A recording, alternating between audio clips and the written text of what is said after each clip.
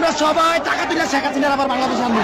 শেখ হাসিনা ভালো ছিল, এই সরকার যদি যদি এই আন্দোলন ছাত্রলীগের কর্মী ছাত্রদের ভিতর ড্রেস পরে ডুবে গেছে, 40-50 জন ডুবে দিচ্ছে। আমরা সচিবালয়ে হামলার পরিকল্পনা আসে নিষিদ্ধ দল আওয়ামী লীগের এক গোপন মিটিং থেকে।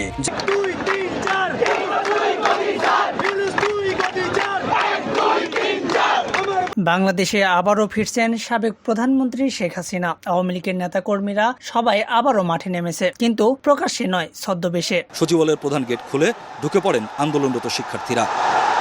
মাইলস্টোনে দুর্ঘটনার কারণে ছাত্র জনতা 3টি মন্ত্রীর পদত্যাগ দাবি করেন। সেই সুযোগ আওয়ামী লীগ কাজে লাগিয়ে আওয়ামী লীগের নেতাকর্মীরা, যেমন ছাত্রলীগ, যুবলীগ, যত আওয়ামী লীগ রয়েছে, তারা ছাত্র জনতার মধ্যে অবস্থান করছে এবং অনেকজনের কাছে পাওয়া যাচ্ছে অস্ত্র। তা নিয়ে ঢুকেছিল সচিবালয়ে। এমন কথাও রেকর্ড করা হয়েছে যেখানে বলা হচ্ছে যে আমরা অলরেডি সব জায়গায় যেখানে মাইলস্টোনের দুর্ঘটনার ছাত্ররা মিছিল করছে সেখানে আওয়ামী লীগের নেতাকর্মীরা অবস্থান করছে এবং তা বিশৃঙ্খলা করার সর্বোচ্চ চেষ্টা চালিয়ে যাচ্ছে ছাত্রলীগের নেতাকর্মীরা। উদ্দেশ্য একটাই, তাদের নেত্রীকে দেশে ফিরে আনবে। এদিকে জরুরি ভিত্তিতে বৈঠক করছেন উপদেষ্টা ডক্টর মোহাম্মদ ইউনূস।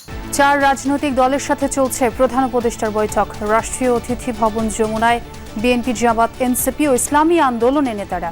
কিন্তু এই বৈঠকে কি কি বলবেন, দেশের সার্বিক পরিস্থিতি নিয়ে কি কি কথা বলবেন, এমনটা এখন পর্যন্ত প্রকাশ করা হয়নি। অনেকজন বলছে প্রধান উপদেষ্টা ডক্টর মোহাম্মদ ইউনূস পদত্যাগ করবেন, কিন্তু আসলে কি পদত্যাগ করবেন? আর মাইলস্টোনের দুর্ঘটনাটি কি আসলে কোনো উপদেষ্টার? বিস্তারিত কমেন্টস বক্সে বলুন। আর এতক্ষণ আমাদের সাথে থাকার জন্য ধন্যবাদ। পরবর্তী সংবাদ পেতে আমাদের সাথেই থাকুন।